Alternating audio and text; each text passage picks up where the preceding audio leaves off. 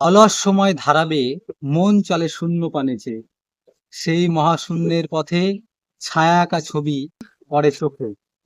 রবীন্দ্রনাথ ঠাকুরের আরোগ্য কাব্যগ্রন্থের অন্তর্গত এই যে ওরা কাজ করে কবিতা, সেই ওরা কাজ করে কবিতার মধ্য দিয়ে শ্রমজীবী সাধারণ কৃষক এবং সাধারণ শ্রমজীবী মানুষের যে জীবন যন্ত্রণা এবং তার সঙ্গে সঙ্গে তাদের যে অবদান, সভ্যতাকে অগ্রগতির পিছনে তাদের যে অবদান, সেটাকে তিনি কিন্তু খুব সুন্দরভাবে ফুটিয়ে তুলেছেন।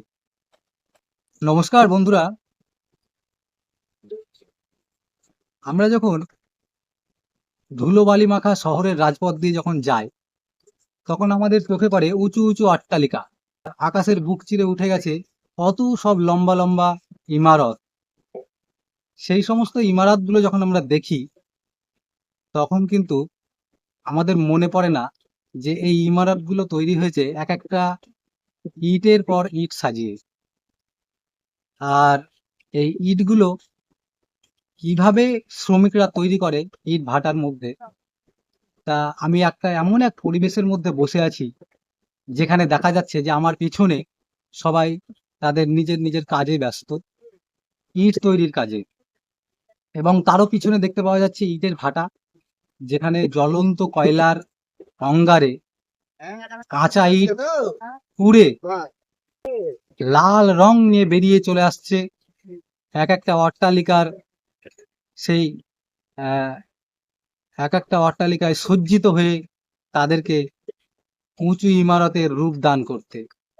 এই বিষয়টা একটু মনে হলো যে এ বিষয়ে একটু কথা বলা যাক, তাই বলতে এলাম।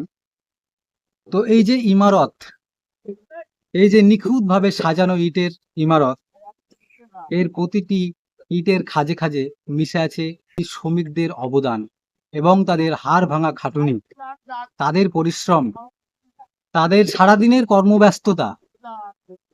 সেইগুলো দেখলে কিন্তু মনে পড়ে যায় তো রবীন্দ্রনাথ ঠাকুরের ওরা কাজ করে। তার সেই ওরা কাজ করে কবিতাটা এই চারিদিকে মানুষের বিভিন্ন ক্রিয়াকলাপ, তা তিনি কি সুন্দরভাবে তুলে ধরেছেন তার সেই কবিতার মধ্যে। বিষয়টা একটু উপস্থাপন করার চেষ্টা করছি। যেখানে সূর্য ওঠার আগে থেকেই শুরু হয়ে যায় টিকে থাকার লড়াই, যেখানে জীবন কোনো কাব্যিক ছন্দে চলে না, বরং প্রতিদিন আগুনের লেলিহান শিখায় পুড়ে লাল হয়ে যায়। চলুন আজ এই পোড়া মাটির গন্ধ থেকেই তারা জীবনকে কেমন ভাবে খুঁজে নিয়েছে তাদের পরিশ্রমের মধ্য দিয়ে, সে বিষয়টাকেই তুলে ধর।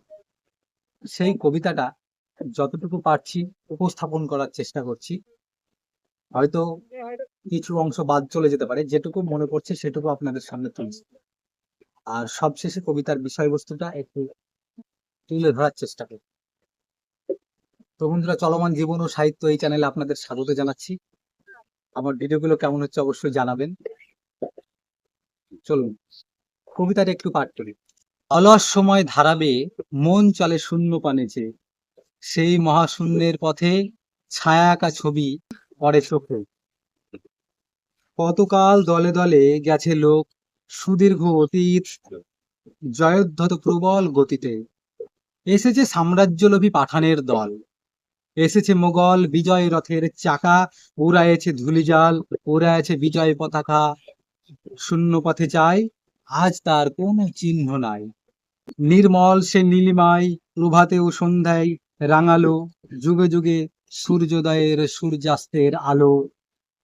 আসিয়াছে দলে দলে লৌহ বাঁধা পথে, অনল নিঃশ্বাসী রথে প্রবল ইংরেজ বিকীর্ণ করেছে তাদের তেজ।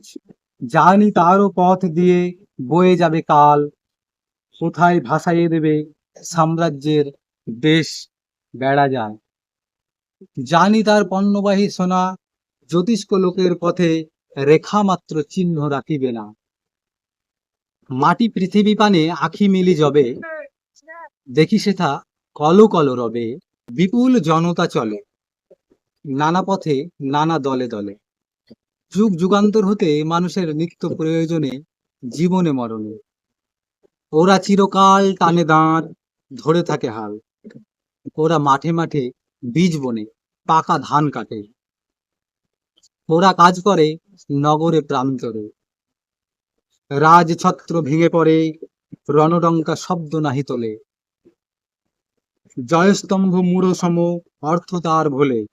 রক্তমাখা অস্ত্র হাতে, যত অস্ত্র আঁখি, শিশু পাঠ্য কাহিনীতে থাকে মুখ ঢাকি।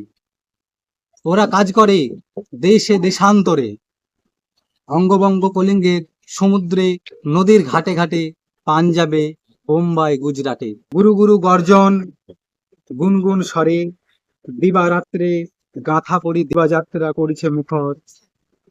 দুঃখ সুখ দিবস রজনী, মন্দ্রিত করিয়া তোলে জীবনের মহামন্ত্র ধ্বনি।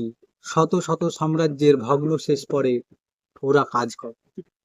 বন্ধুরা, এই কবিতার মধ্য দিয়ে কবি রবীন্দ্রনাথ ঠাকুর সাধারণ শ্রমজীবী মানুষের কথা কি সুন্দরভাবে তুলে ধরেছেন। যেখানে শত শত সাম্রাজ্য বারবার গড়ে উঠেছে, ভেঙে পড়েছে, কিন্তু শ্রমজীবী মানুষ তাদের যে কর্মব্যস্ততার মধ্য দিয়ে এই সভ্যতার রথের যে চাকা, সেই চাকাকে সুন্দরভাবে সচল রেখেছেন।